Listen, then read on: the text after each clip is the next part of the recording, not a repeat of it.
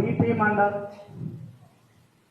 BC రిజర్వేషన్ల పితామహుడు వారి యొక్క జయంతి సందర్భంగా ఈరోజు ఆగస్టు మాసంలో మన మహనీయుల జయంతులు వర్ధంతులు వచ్చిన సందర్భంగా ఈ కార్యక్రమాన్ని రంగారెడ్డి జిల్లా బీసీ ఇంటలెక్చువల్ ఫోరం ఆధ్వర్యంలో అందరినీ స్మరించుకుంటూ వారి త్యాగాలను గుర్తు చేసుకొని మనం 42% బీసీ రిజర్వేషన్లు ఏ విధంగా సాధించాలనే కార్యాచరణతో ముందుకు పోతుంది ఈ బీసీ ఇంటలెక్చువల్ ఫోరం.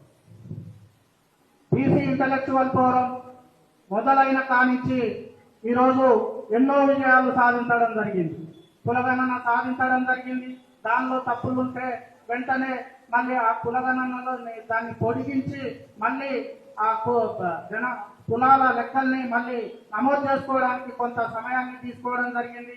ఈరోజు స్థానిక సంస్థల ఎన్నికలు వాయిదా వేయడం, 42% రిజర్వేషన్ ఇచ్చిన తర్వాతనే చేయాలని ఈరోజు కాంగ్రెస్ పార్టీ అఖిల పక్షాన్ని తీసుకుపోయి ధర్నా చేయమంటే వాళ్ళే పోయి ధర్నా చేయడం కూడా, ఆ పార్టీ పరంగా పోయి ధర్నా చేయడం వెనుక కూడా బీసీ ఇంటలెక్చువల్ ఫోరం ఒత్తిడి ఎంత మేరకు ఉందో ఈ బీసీ సమాజం మొత్తం కూడా గ్రహిస్తుంది. కాబట్టి మిత్రులారా, మనం కులాలుగా ఏకాకులం, బీసీలుగా బలవంతులం అనే నగ్న సత్యాన్ని బీసీ సమాజం గుర్తించినప్పుడు బీసీ రాజ్యాధికారం మన కళ్ళ ముందు రాబోయే రోజుల్లో వస్తుంది. కాబట్టి మనం కులాలుగా కాకుండా చాలా మంది పెద్దలు చెప్పింది ఇంతకుముందు, గడప లోపల కులం గడప దాటినాక మనం బీసీలం అనే విషయాన్ని గుర్తు పెట్టుకొని ఇవాళ రాబోయే బీసీ రాజ్యాధికారంలో ఎన్నో పదవులు ఇవాళ ఒక్క కులమే, ఒక్క కులం ఆధిపత్య కులం ఈ ప్రభుత్వంలో సగం 50% పైగా 60% పదవులు అనుభవిస్తుంది బీసీల జనాభా ప్రకారం.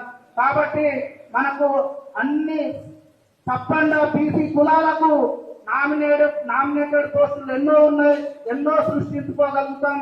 మనం ఓటు దిశగా చైతన్యవంతం కావాలి. మన ఓటు మన బీసీలకు వేసుకునే చైతన్యం రావాలి. ఇవాళ 42% బీసీ రిజర్వేషన్ సాధన వెనుక ఈ ఓటు ఉద్యమం ఉన్నది. చాలా రాజ్యాధికార ఉద్యమం దిశగా అడుగులు వేసే విధంగా ఈ ఉద్యమం ముందుకు కొనసాగుతుంది.